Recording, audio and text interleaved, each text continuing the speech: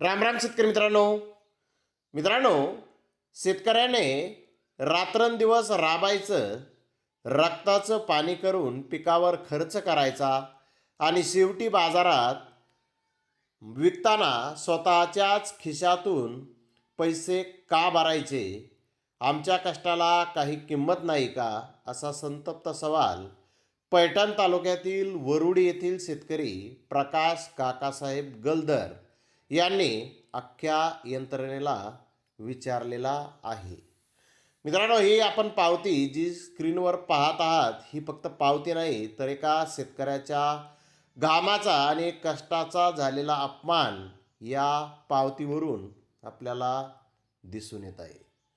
मित्रांनो, सविस्तर बातमी नेमकी काय आहे जाणून घेऊयात. 4 एकर क्षेत्रात घेतलेल्या उन्हाळी कांद्याला बाजारात इतका कमी भाव मिळाला की 12 क्विंटल कांदा विकूनही त्यांच्या हातात उना रुपया राहिला.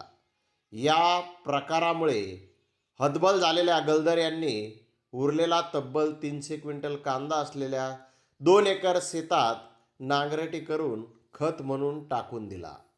वरुडी येथील शेतकरी गलदर यांनी डिसेंबर 2025-26 मध्ये मोठ्या आशेने उन्हाळी कांद्याची लागवड केली होती. 4 एकर क्षेत्रात घेतलेल्या या पिकासाठी त्यांनी खते, बियाणे, औषधे, मजुरी, ठिबक सिंचन, पाणी व मशागत यावर मोठ्या प्रमाणावर खर्च केला. एकरी जवळपास 70,000 रुपये असा एकूण 2 ते 3 लाख रुपयाचा खर्च केला. दिवसरात्र मेहनत घेऊन त्यांनी कांद्याचे चांगले उत्पादन घेतले. 4 एकरात तब्बल 450 क्विंटल कांदा निघाला. मात्र तो विक्रीसाठी पैठणच्या कृषी उत्पन्न बाजार समितीत मार्केटमध्ये नेल्यानंतर त्यांच्या पदरी निराशा पडली. इतका कमी भाव मिळाला की विक्रीपेक्षा खर्चच जास्त निघाला. गलदार यांना 12 क्विंटल कांदा विक्रीचे 1,262 रुपये मिळाले, पण त्यातून हमाली, तोलाई, भराई, वाराई, भाडे आणि गोणी खर्च अशा विविध नावाखाली तब्बल 1,263 रुपये वजा करण्यात आले. पावतीच्या शेवटच्या रकान्यात -1 अशी रक्कम पाहून गलदर यांना अक्षरशः धक्का बसला. त्यांना स्वतःच्या खिशातून 1 रुपया द्यावा लागला.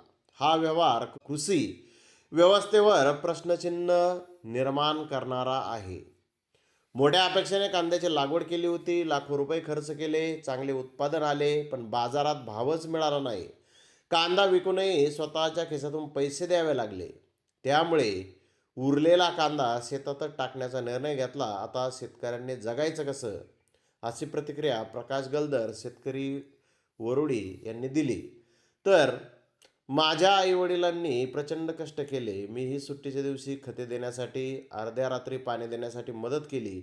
आम्हाला वाटलं कांद्याचे चांगले पैसे येतील, पण झाले उलटेच.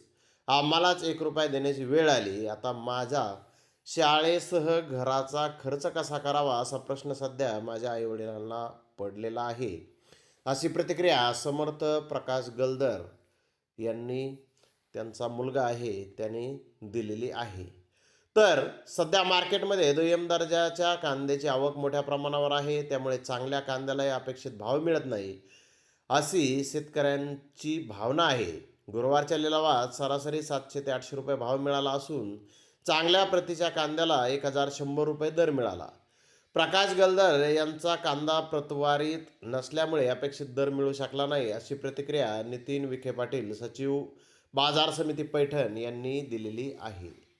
तर मित्रांनो, आपल्या लक्षात आलं असेल की कांदा कसाही असो, पण तो कांदा पिकवायला आणि तो कांदा बाजारामध्ये नेऊन विकायला किती खर्च येतो हे मी आपल्याला सांगायची गरज नाही. परंतु ज्यावेळेस मायनसमध्ये आपल्याला पट्टी दिसते त्यावेळेस मग आपण हे केलं कशासाठी, असा प्रश्न शेतकऱ्यासमोर उभा राहतो.